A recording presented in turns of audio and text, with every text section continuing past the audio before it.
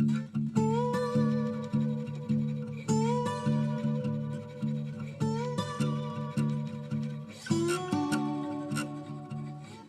up, y'all? This is TJ with Fake It or Make It. How's everybody doing today? In today's video, I'm going to take you through the steps I took to make a pumpkin tray, or as most people that use correct grammar and use the English language as it was intended, a pumpkin tray. Now, my wife is a never-ending wealth of inspiration as she seeks the far reaches of the internet and finds different things for me to make out here in the shop. So she finds this stuff on Pinterest, Etsy, and all these other places, so I can't take credit for the design. However, I do make it my own whenever I make it here in the shop, doing it the way I want to do it. So we'll be making this pumpkin tray, and this is beech on top and then walnut on the back. Now, of course, I didn't have any walnut that wide, so I took 3 wide planks of scrap walnut that I had lying around, laminated them together edgewise. I edge jointed them, and then took some beech that was like 2.5 inch wide planks, and I laminated them together edgewise and made a panel, sketched out my design, and then made a template, put it on the beech, cut it out, and did the same thing for the walnut. So it turned out really well. This is going to be a tray that holds different finger foods, almonds, peanuts, stuff like that for an upcoming party that we're having. And I think it turned out really good. I like the way it came out. I did learn a lot along the way because I really didn't have to do a lot of fighting that I did with this thing if I would have just kind of known in advance. And I'll go over some of that stuff throughout the video and what I'm talking about. And I finished this out with mineral oil. Now, mineral oil is really inert, and there's absolutely nothing wrong with it for using it on food utensils. However, if you do use mineral oil on your wooden utensils or kitchen items, just know that mineral oil never dries. It stays continuously wet, and if you do a flood method like the Wood Whisperer talked about, it can leach back out of the wood because it never dries. And so in the future, I will be exploring some different food safe finishes, such as true like tongue oil, actual tongue oil, not Minwax's version that has all the other stuff in it, like true tongue oil. So I'll be doing a few more experiments with some food safe choices for wood finishes, but for this it turned out really good, and the mineral oil actually turned the beech kind of a pumpkin color, and the walnut looks really nice. So let's jump into it. First thing we're going to do is start the sketch, and from there we'll end up with a complete pumpkin tray.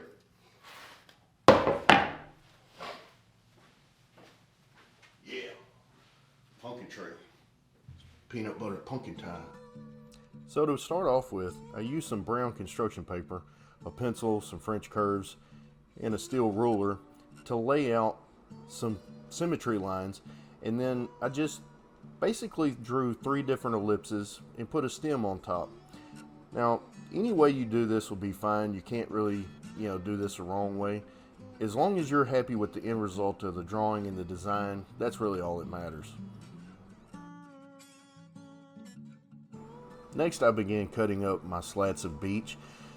This beech was about 2.5 inches wide, and I just measured my design over there on the construction paper and figured out how many pieces I needed to make it wide enough for the finished design. You want to make sure that you have plenty so that you can cut outside the lines and have enough room to mess up. Here I'm just using a piece of 3/4 scrap plywood, and I'm coating it with some Johnson's paste wax, and this is going to prevent the glue of the laminations from sticking to it, and it won't get all over my work table.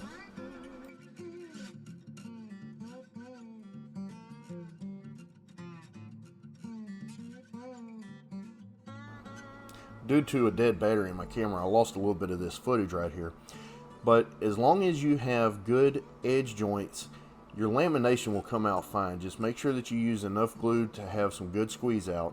Let it set for a couple hours, and then you can remove the clamps and go on to the next step. Keep in mind that you don't have to use a whole lot of pressure on your clamps. You need to have enough pressure to keep the boards together and get decent squeeze out. If you use too much pressure on the clamps, you can create cups and bows in your lamination. Here I'm just using a pencil to keep an eye on where I've been with my planer, and once all the pencil marks are removed, I know that I've touched all the surfaces. The power planer here is a really handy tool to get a lot of the bulk planing done, and then I'll come back with the hand plane and remove some of the track marks that I created and really fine tune my surface flat with the hand plane.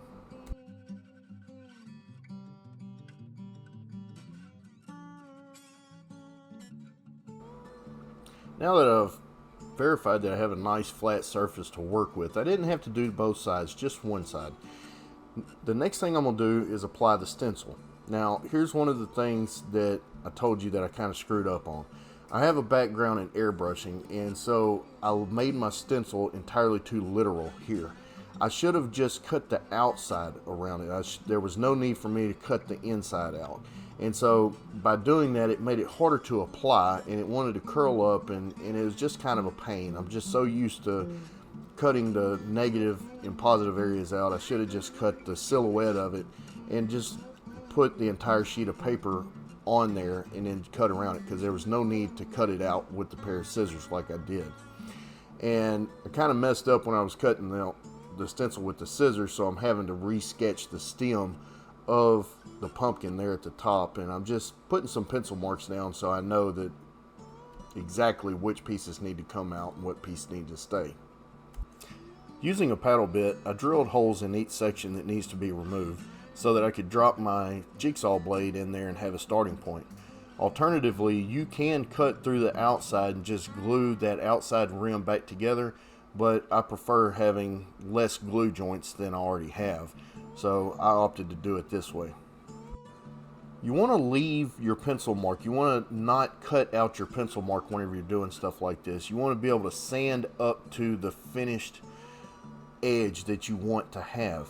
And you do that on the inside and the outside. I just went over to my bandsaw because it was a little faster and easier. And then right here you can see that I had a break in one of my glue joints because I got a little too rough on my bandsaw, but that's an easy fix with some super glue and some activator. Now I could have used wood glue, but I didn't feel like waiting for it to dry before I can continue my project, and so I just used some of this thick Starbond super glue. It's great stuff, love their product, and I hit it with a little bit of activator and I was ready to go on to the next step.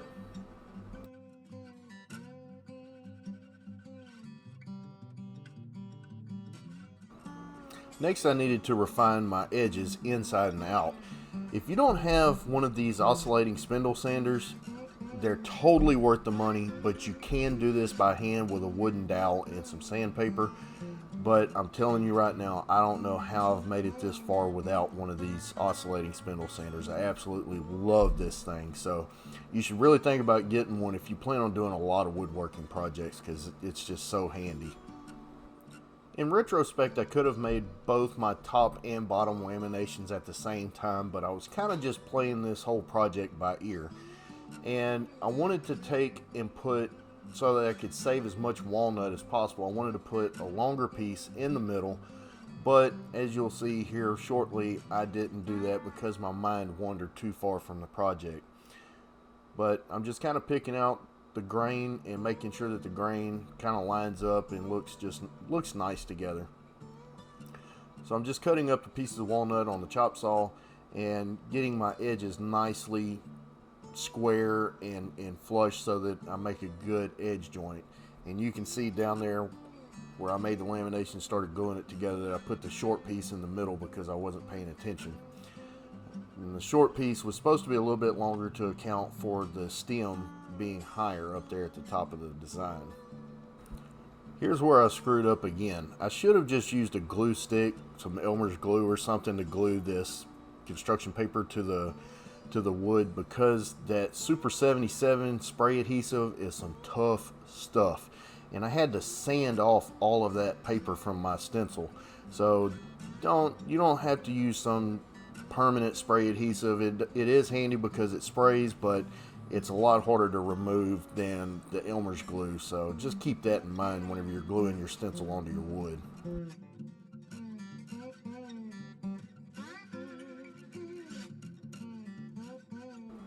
Again, I'm just using my pencil to scribble pencil marks all over the design so that when I run it through my drum sander, I can see that once all the pencil marks have been removed, that the entire surface has been sanded.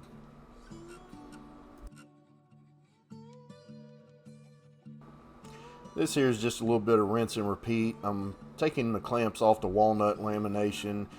You really just have to go through the same steps that you went through with the beech so that your planks are nice and edge jointed, glued together solid, and flat on at least one side of your lamination. Had a little bit of glue stick to the board, but the wax really kept it from adhering, and just had to knock it off with my wooden mallet. Just taking my hand plane and just cleaning up the surface. These walnut planks were pretty flat already, so I'm really just kind of addressing the surface and making sure it's nice and pretty and slick. Had some pretty squirrely grain in it, and so I had to get some of that stuff out, and I'm just using my ruler to see where the high spots and the low spots are and just make sure that it's as flat as it can be, because these panels were too wide to fit through the planer, so you really got to do a lot of handwork to get them flat. But walnut is a real treat to work with. It carves amazingly, it cuts amazingly. I just love walnut, and it's just a pleasure to work with. I wish it wasn't so expensive. I'd do everything in walnut. Now here's where things start really, barreling off the tracks, if you will. I realized right here that I screwed up and put the short piece between there instead of a long piece, and I'm frustrated, and I know that I knew better. I just let my mind wander too far, and this type of stuff happens to everybody, but this is kind of the beginning of my frustrations with this project at this point, as you'll see here shortly after I get done throwing my little temper tantrum here. Some may say this is a little over dramatic. I disagree. This is just the right amount of dramatic. You can't tell me otherwise.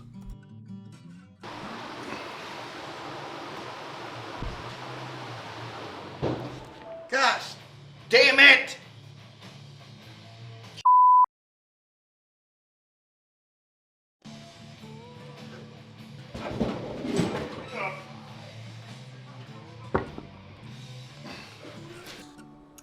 So as you've probably guessed, the power went out right in the middle of my glue up, and I couldn't see what I was doing. I took my pocket light, stuck it in my hat, and did the best that I could with what I had. And then my bandsaw wanted to be a complete donkey and fight me, and that 1/4-inch blade just kept popping off. And these old rigid bandsaws work okay, but they are a pain in the butt to adjust and put the blade on. It's just the guides and the way the bearings are set up and the way you adjust them are just a nightmare. But whenever you get it all set up and it's running fine, it works great, but it's just whenever you have to make changes that it's a nightmare. And here I'm just removing all the bandsaw marks on my big belt sander and getting the big areas with the big belt sander, and then trying to get in the tight areas as best as I could with my spindle sander. This took a while because the spindle sander can only get into so much, and the grits that I have for the spindle sander aren't really aggressive, so I had to take my time to keep it from burning the wood. And I'm just using here a paint mixing stick with some sandpaper wrapped around it to get in those tight spots. And then I took a 1/8 inch round over bit, and I'm going around the outside of the design and on the inside to give it a nice edge that's not sharp.